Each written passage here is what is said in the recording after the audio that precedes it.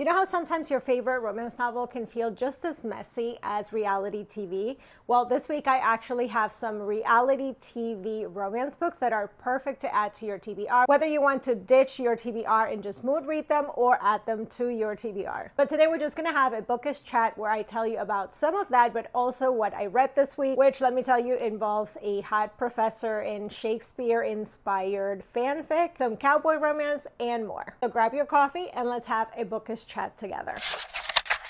So this week on the blog, the theme was all about messy reality TV, and I will leave links to all the blog posts in the description box down below. We have recommendation lists on there for romance books that are inspired from cooking competitions, dating shows, even books that feel like Love Island. I think that these are perfect books for spring, and because we are coming up to the end of the season, they're also great to start off strong and transition into summer. And if you want some recommendations, I definitely think you should add Take the Lead by Alexis Daria, which is perfect if you love dancing competitions. Lots of the heat and behind the scenes tension that you would expect from a show like Dancing with the Stars. If your vibe is more HGTV reality shows, then Mr. Fixer-Upper by Lucy Score is perfect. It's about a grumpy contractor and a no-nonsense producer, so definitely hot tool belt alert. Thank You Next by Catherine Freeman is peak messy dating show alert. This one is about our heroine who follows her ex onto a dating show and there runs into another ex of hers. And last, Battle Royale by Lucy Parker, which is perfect if you love the Great British Bake Off. It's enemies to lovers with baking competitions and royal cakes. What's not to love? Now, if you want some of the messiness of reality TV, but you don't want an actual show, then definitely check out romances that start off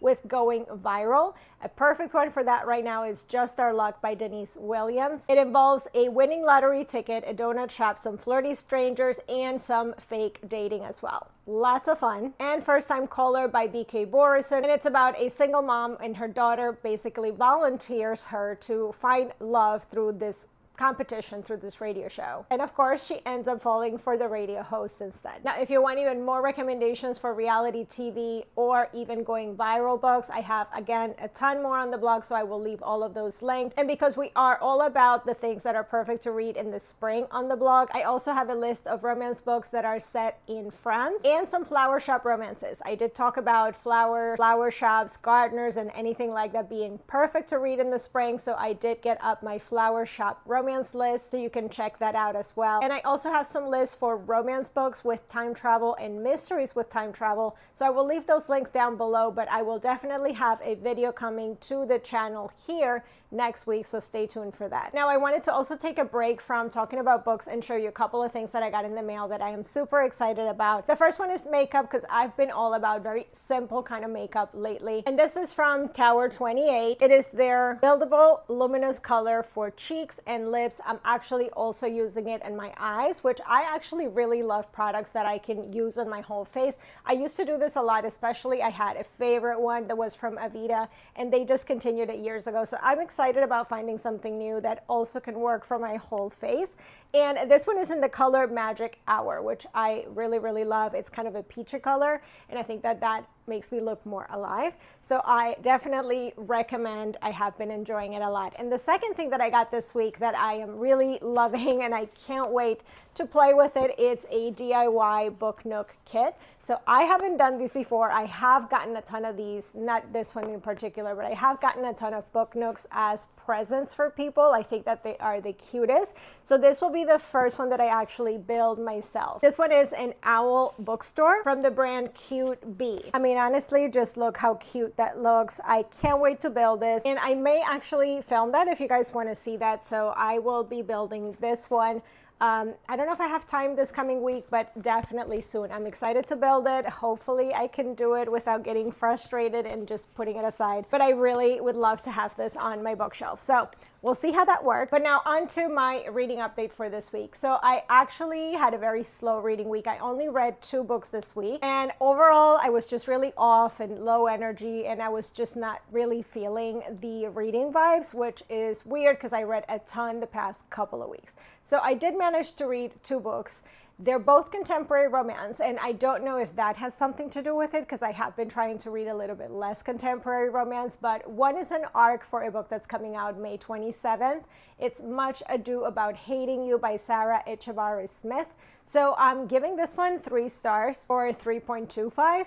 I liked it, but it also has a ton of red flags, I think. So there are certain things about how the relationship develops, how the hero acts a lot of the time that is definitely full of red flags for me. But if you kind of like push that aside, it's an okay read. I really love the premise because the hero is a fanfic romance writer and the heroine actually is a fan of his published work on the fanfiction site. But they meet in real life because she's coming to his college to do an audit and possibly he would lose his job if she doesn't feel that he's doing his job properly. So they definitely butt heads in real life. They hate each other, but at the same time, they develop this softer kind of relationship online as her being a fan of his work. And eventually she realizes that he is a man as opposed to a woman. And of course, eventually also realizing that that is who he is and connecting it with real life.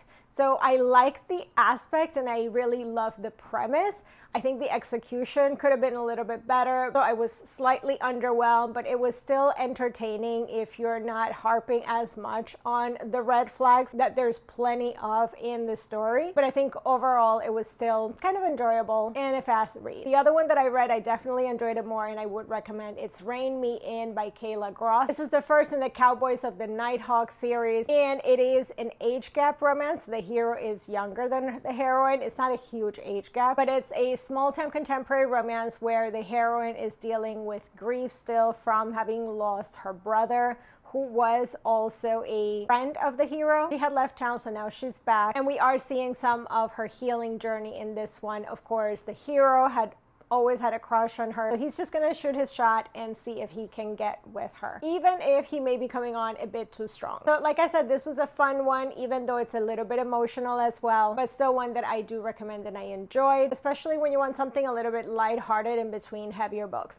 Now, all that being said though, I am approaching next week with a bit of a different approach. I think I definitely need to switch up the genre and go back to reading things that I have been enjoying more than contemporary. So I'm definitely going to lean into historicals and fantasy paranormal in the coming week. So I will keep you posted on how that is working. And that's actually something that brings me to a topic that I talked about over on Substack this week, which is all about having kind of like a reading identity crisis and sometimes figuring out if things that you used to love to read a lot don't work for you anymore, or having some pressure for reading the things that are really popular or that everyone is talking about, and how it's really freeing to just understand that you don't have to read for an algorithm and you don't have to read what everyone is reading. You don't even have to read all the new releases. You can just read for the things that really give you enjoyment. And that is something that I am working on consistently throughout this year. For example, this week my impulse was to pick up a few contemporaries, but I do know that I tend to enjoy those less. I have years of stats to prove that. So I also know that it is time for me to switch things up and find some maybe hidden gem, historical romance, some paranormal,